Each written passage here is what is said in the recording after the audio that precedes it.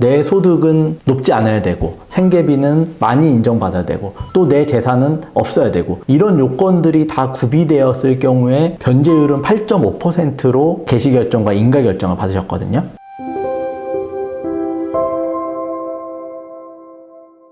끝까지 싸워서 이기겠습니다. 젠틀한 싸움따 유익상 변호사입니다. 개인회생 광고 보면은 최저 변제율, 최대 탕감, 변제율 10% 이런 광고들 많이 보셨을 텐데 그래서 그런지 저희 사무실에도 문의 주시면서 10%도 안 되는 변제율로 맞춰줄 수 있냐, 최저 변제율 몇 프로가 나올 수 있냐 이렇게 문의 주시는 분들 많은데 그런 광고에 대한 허와실 오늘 영상 끝까지 보시면 알게 되실 거라 생각됩니다. 사실 상담해 보시면은 간혹 가다가 아니 뭐 어디에서는 광고로 뭐 90몇 프로 탕감된다더니 변제율이 왜 이렇게 높냐 이렇게 말씀하시는 분들도 종종 있어요. 그런데 사실 개인회생에서 변제율이라는 거는 개인이 처한 특수한 상황에 따라서 달라지는 거기 때문에 90% 이상의 채무를 탕감받으셨던 분들 같은 경우는 그분만의 특수한 사정이 있었던 거거든요. 그래서 변제율이 어떻게 계산되는지, 월 변제금은 어떤 방식으로 산정이 되는지를 말씀드려보고 실제 사례로 이런 경우는 90% 이상 탕감된다. 이 부분 말씀드려보려고 합니다. 변제금은 3가지 요소에 의해서 산정된다라고 생각하시면 돼요. 첫 번째로는 월 소득이고 두 번째로는 생계비입니다. 그리고 세 번째로는 청산가치, 그러니까 채무자의 재산가치라고 보면 되는데 변제금 자체가 계산되는 원칙은 월 소득에서 생계비를 빼는 겁니다. 그리고 기간을 36개월 곱하면 총 변제금이 나오겠죠. 다만 이렇게 계산된 총 변제금이 채무자의 재산가치, 청산가치보다는 커야 되기 때문에 만약에 총 변제금이 청산가치보다 안 나온다면 생계비를 줄여서 변제금을 올리거나 아니면 변제 기간을 늘려서 총 변제금을 올리는 거거든요. 그러니까 예를 들어서 설명을 드려보면 월 소득이 220만 원이고 1인 가구로 1인 생계비 120만 원이 공제된다 라고 계산을 해보면 이 채무자의 월 변제금은 100만 원이 될 겁니다. 그러면 36개월을 곱하면 총 변제금은 3,600만 원이 되겠죠. 단순히 이 채무자가 재산이 전혀 없다라고 가정을 하면 채무가 5천만 원이다 라고 했을 때 총 채무 5천만 원 중에 3,600만 원을 갚으니까 변제율은 72%가 나올 겁니다. 그런데 동일하게 재산이 전혀 없고 총 채무는 1억 원이다 라고 가정을 하면 총 채무 1억 원 중에 3,600만 원 갚는 거니까 변제율은 36%로 떨어지겠죠. 그러면 이 두 케이스만 비교하더라도 월 변제금은 동일한데 총 채무가 얼마냐에 따라서 변제율이 확연히 달라지죠. 두 번째 케이스를 또 예를 들어서 말씀드려 볼게요. 채무자 월 소득이 220만 원이고 2인 생계비로 200만 원이 공제된다라고 가정을 해보겠습니다. 그러면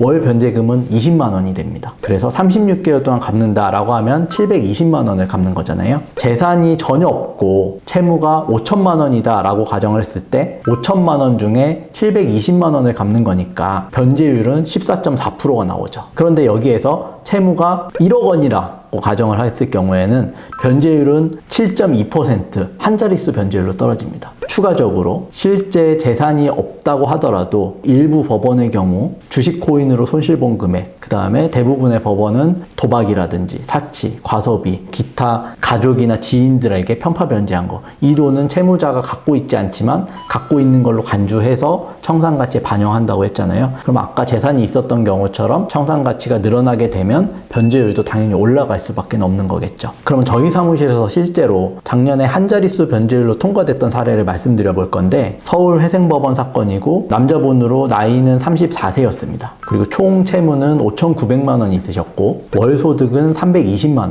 원이셨어요. 그리고 4인 생계비로 307만 원을 공제받아서 월 변제금은 13만 9천 원으로 36개월을 변제하면 총 변제금이 502만 원이 나왔거든요. 그래서 총 채무 5,900만 원 중에 500만 원 변제하시는 거니까 변제율은 8.5%로 개시결정과 인가결정을 받으셨거든요. 4인 생계비를 공제받았다라고 말씀드렸는데 채무자 본인과 배우자 그리고 쌍둥이 자녀 2명을 부양가족으로 인정받아서 거의 한 300만 원 넘는 돈을 생계비로 인정받은 건데 근데 아까 채무자분이 34세라고 말씀드렸잖아요. 채무자 나이가 젊고 배우자분도 역시나 젊고 건강해서 사실은 소득 활동이 불가능하다고 볼 수 수는 없는 상황이었거든요. 그런데 현실적으로 양가 부모님이 자녀 양육에 도움을 주실 수 없는 상황이어서 배우자분이 전적으로 육아에 전념할 수밖에 없는 상황이었어요. 그래서 저희가 그런 상황들을 법원에 잘 소명을 했고, 법원에서는 배우자도 부양가족으로 인정을 해줘서 4인 생계비를 공제받았거든요.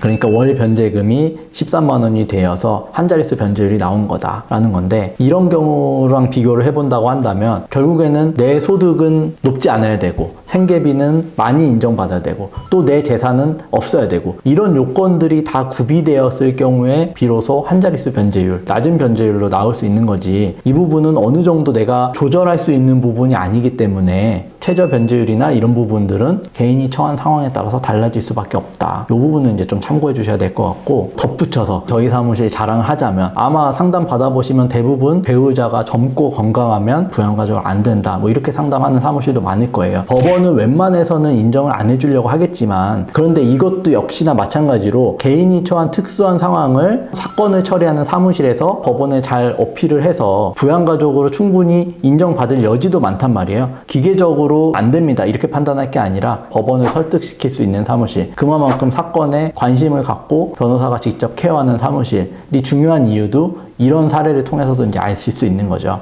그래서 오늘은 어떤 경우에 변제율이 한 자릿수 변제율이 나오는지 이론적으로도 말씀드렸고, 실제 사례를 통해서도 설명드렸는데, 본인이 처한 상황이라든지 여건에 따라서 변제율은 달라질 수밖에 없다. 요 점 참고해 주시면 좋을 것 같고, 혹시라도 의문이 풀리지 않는 부분이라든지 궁금하신 점 있으시면은 저희 사무실로 문의 주시거나 댓글 남겨주시면 확인 후 안내 도와드리도록 하겠습니다. 이상 오늘 영상 도움되셨다면 구독과 좋아요도 부탁드리겠습니다. 감사합니다.